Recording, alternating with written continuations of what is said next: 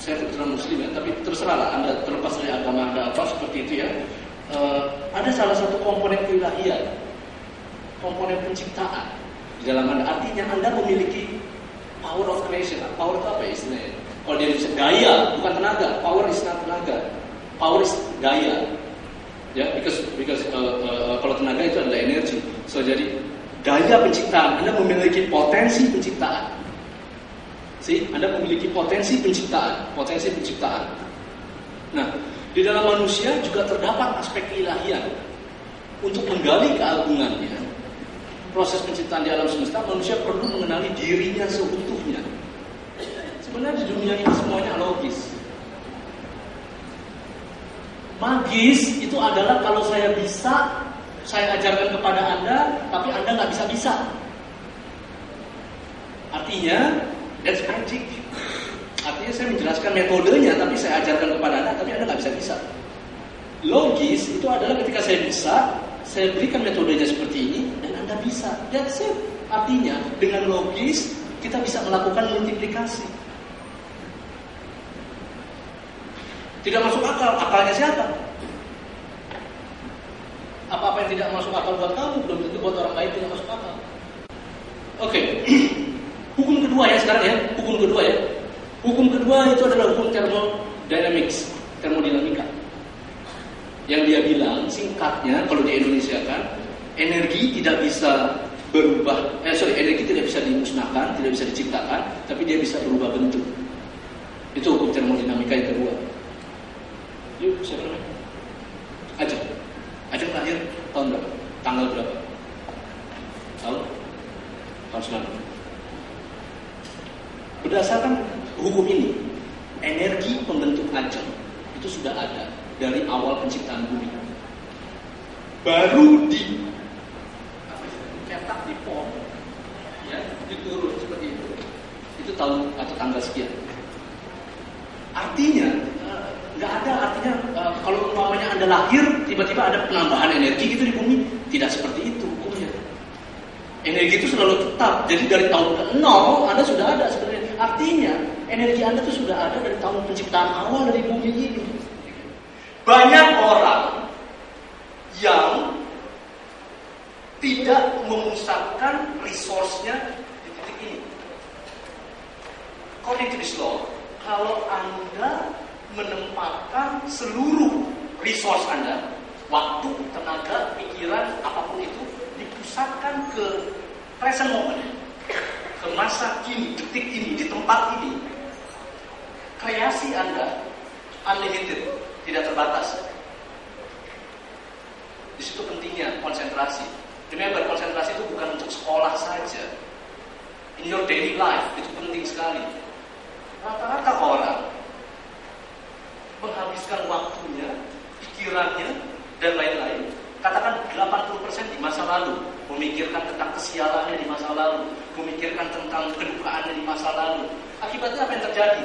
Yang tersisa untuk masa kini cuma 20%.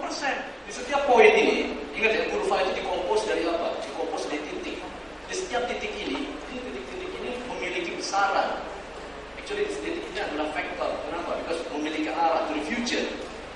Oke, so dia memiliki nilai. Nah, dengan demikian dimungkinkan buat Anda untuk menghitung apakah potensi Anda sudah keluar semuanya atau belum. Are you living your life to the fullest? Apa sudah pol? Ini udah mentok nih, kecerdasan saya gunakan sudah mentok. Anda nanti akan kaget ketika, ternyata saya masih banyak yang belum saya gunakan ya. Ternyata saya baru 60%. Apalagi yang saya bisa. Kalau ditanya, semua yang saya coach, pasti nanti saya minta supaya mereka menjelaskan satu chapter tanpa baca. Jadi based on memory only, you baca, you ingat, lalu jelaskan ke saya. Jimmy ini, ayahnya itu depresif. Okay? Pada tahun itu sedang ada gejolak ekonomi di Amerika. Jadi banyak orang yang di PHK seperti itu ya. Orang tua si Jimmy, utamanya si ayahnya ini memiliki ketidakstabilan emosi. Datanglah kemudian suatu ketika si Jimmy usianya pada saat itu 6 bulan, 6 bulan, ya, 6 bulan sakit, diperiksa oleh dokter. Dokter bilang anak bapak itu memiliki keterbelakangan mental. Tambah pusing lagi. Udah dia gak ada kerjaan, anaknya keterbelakangan mental. Apa yang dilakukan oleh si bapaknya di luar kebiasaan, luar biasa sekali. Yang dilakukan oleh bapaknya adalah anaknya itu nggak boleh keluar karena dia malu. Tapi bukan hanya itu, dipasung. Jadi dari usia 6 sampai 14 tahun dia itu ditinggalin di kamar gelap. Jadi dengan pasung nggak bisa keluar, seperti itu anak perempuan ya. Oke, cuma dikasih makan seperti itu, nggak ada yang menemani, cuma gelap aja. Ya. Ketika sudah ketahuan, dibebaskan kan? Ketika dibebaskan, apa yang terjadi? Anak itu selamanya, si Jini itu nggak bisa lagi bicara. Dia tidak lagi bisa bicara. Anda mau kasih dia pakai, sudah coba dengan speech therapist dan lain-lain, sudah tidak bisa. Mau tahu kenapa? Karena ada momen di setiap pembelajaran manusia. Ketika you were born, ya, Anda itu ada semua koneksi itu lengkap. Jadi semua neuron di otak Anda itu semuanya connected. Akibatnya ribet sekali. Akibatnya dari semua itu ada yang diputus. Diputus, apa yang nggak pakai diputus, tergantung dari lingkungan dan lain-lain seperti itu, diputus. Karena tidak ada yang mengajari dia untuk berbicara. Jalur untuk komunikasi juga diputus.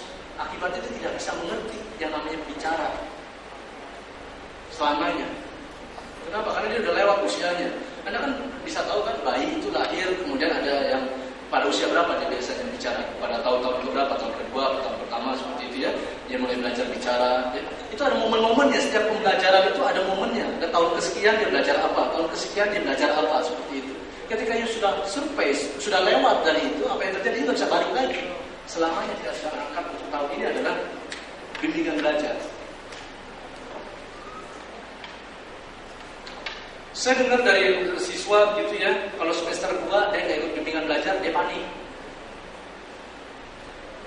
Ya, jadi seperti itu. Kalau nggak ikut bimbingan belajar, dia panik kan, kemudian seperti itu kan. Oke, nah lihat ya, bimbingan belajar. Di keanggotaan saya bilang ada dulu disebut bisnis bimbingan belajar. Dia mau tahu apa respon mereka? Sekolah ngapain aja? What's the use of your schooling system? Di dalam sekolah kan ngapain aja? Ketika Anda di sekolah begini, kemudian Anda di sini. Yang lebih parah lagi, saya bilang kan, ada sekolah yang kemudian menjalin kerjasama dengan bimbingan belajar. In other words, itu sama seperti bilang, Mas, Pak, atau D, atau Bu, atau siapa, saya nggak bisa ngajar, kamu aja yang ngajar, tapi nanti profit sharing ya. Dan saya selalu ngomong, di Maharani, malamnya, saya dapat SMS banyak sekali dari bimbingan belajar. Kamu tahu? Wah, marah-marah semuanya. Because that's true. Ada guru di Kuningan, 25 tahun mengabdi, ya, gajinya 400.000 sebulan, dan dia harus ngojek. Yang aneh bimbingan belajar justru punya franchise sampai berapa banyak seluruh Indonesia. That's crazy, I think. Coba ya pikir, okay. Prosesnya sama. Belajar Arab ya? Oh bukan ya? Okay. So prosesnya sama, apanya sama, bentukannya sama. Kalau gitu kenapa nggak guru aja? Kenapa nggak guru diberdayakan? Kenapa nggak guru yang maju? Sih? Kalau gitu solusinya apa? Saya kasih tahu solusinya. Kasih saya 5 siswa paling bodoh di sekolah Anda. Kasih saya 1 semester. Saya pengen dia kayak gitu.